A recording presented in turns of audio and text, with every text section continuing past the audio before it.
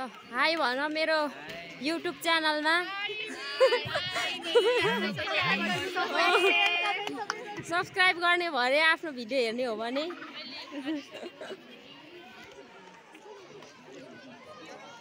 हैन ल ल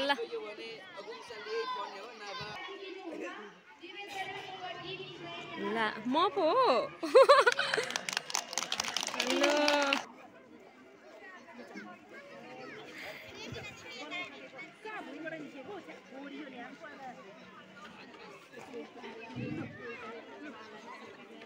धन्यवाद मुनिता बहिनी। आज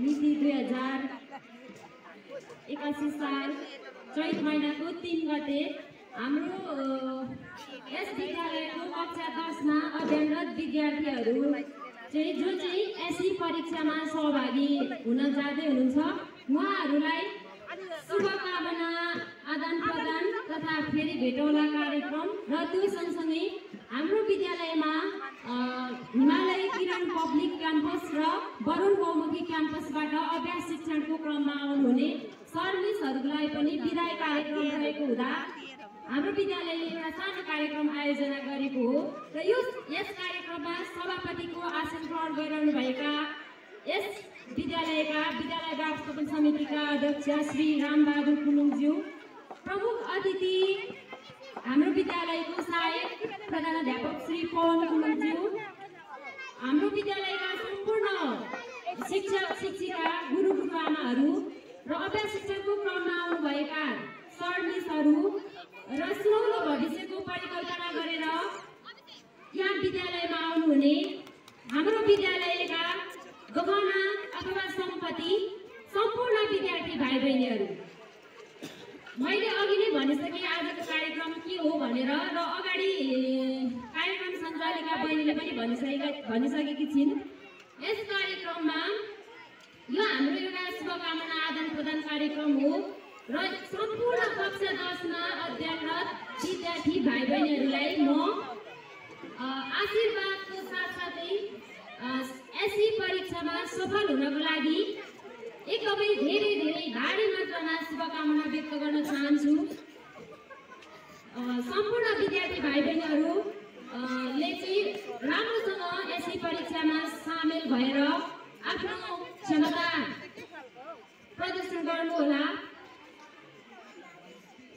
र यो शुभकामना व्यक्त गर्दै म यो कार्यक्रम चाहिँ कतिजनालाई लागिरहेको होला यो एउटा विदाई पनि हो भनेर, तर म विद्यार्थी भाइ बहिनीहरूलाई यो विदाई कार्यक्रम हो भनेर हामीबाट पढाइ फिल गराउन चाहन्न, किनभने एसई परीक्षामा सहभागी भएर पास भए तापनि कतिपय विद्यार्थी भाइ बहिनीहरू फेरि हाम्रो स्कुलमा कक्षा 11 मा आउनुहुनेछ र हामी फेरि उहाँहरूलाई स्वागत गर्नेछौँ र कतिपय विद्यार्थी भाइ बहिनीहरू आफ्नो इच्छाले बाहिर गएर पनि पढ्न चाहनुहुन्छ भने त्यसमा हामी जानु हुँदैन भन्दैनौँ, तर यो विद्यालय छोडेर गए तापनि उहाँहरूको लाइफको एउटा पार्ट अथवा अंश चाहिँ यो विद्यालयमा बिताउनु भएको छ र चाहेर पनि यो विद्यालयबाट उहाँहरू टाढा हुन सक्नुहुन्न, किनभने यो विद्यालय हाम्रो थियो, हाम्रो हो र हाम्रो रहनेछ। यो ठाउँ, यो भूमि, यो माटो सम्पूर्ण कक्षा 10 मा अध्ययन गर्ने विद्यार्थीहरूको थियो, हो र पछि पनि हुनेछ, किनभने सबैजना यहीँको प्रोडक्ट भएकोले चाहेर पनि यो विद्यालयबाट टाढा हुन सक्दैन कोही पनि र प्रत्यक्ष वा अप्रत्यक्ष रूपमा विद्यालयसँग जोडिएको हुनेछ। त्यसैले म विदाई शब्दको प्रयोग गर्न चाहदिनँ, फेरि हामी जोडिरहनेछौँ, फेरि हामी भेटिरहनेछौँ।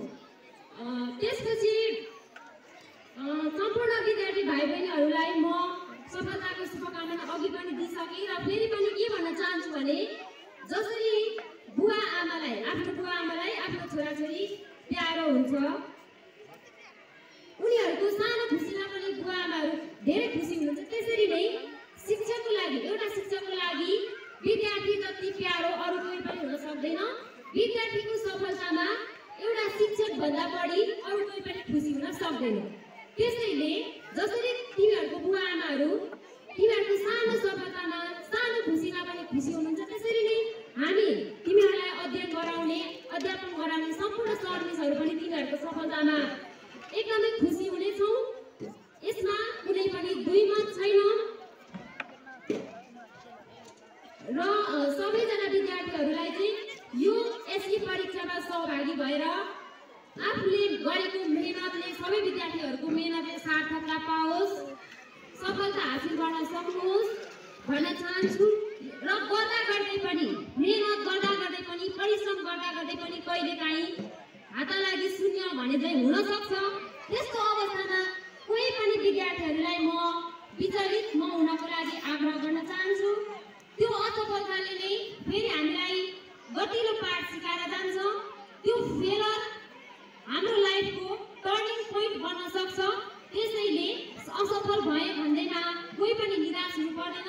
फेरि हामी प्रयास गर्नेछौँ, तर पनि सबैलाई सफल नै बन्नको लागि म शुभकामना त दिन्छु। त्यही पनि कहिलेकाहीँ दुर्भाग्यवश त्यस्तो हुन सक्छ। त्यसको लागि पनि कोही पनि नआत्तिन विचलित नहुनको लागि फेरि प्रयास गर्नको लागि म आग्रह गर्न चाहन्छु।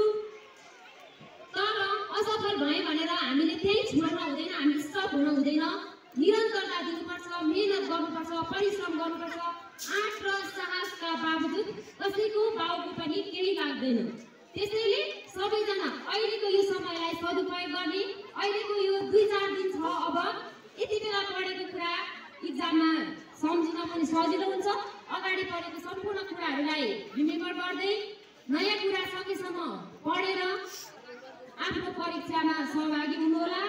र हामीले चाहिँ हाम्रो यो विद्यालयको नाम रोशन गराउनुपर्छ। विद्यालयको मात्रै नभएर हाम्रो घर परिवार, हाम्रो यो सिलिचौक, हाम्रो सङ्घसभा, हाम्रो कोशी प्रदेश मात्र नभएर हाम्रो देश नेपालको लागि कुनै न कुनै क्षेत्रबाट कुनै न कुनै तह वा तबकाबाट योगदान पुर्याउनु पर्ने हुन्छ। किनभने हामी भोलिको भविष्यको हामी नै यो देशको चाहिँ देशलाई बनाउने जिम्मा हाम्रै काँधमा छ। त्यसैले त्यो जिम्मेवारी बोध हुन सबैजनालाई बोध हुन आवश्यक छ।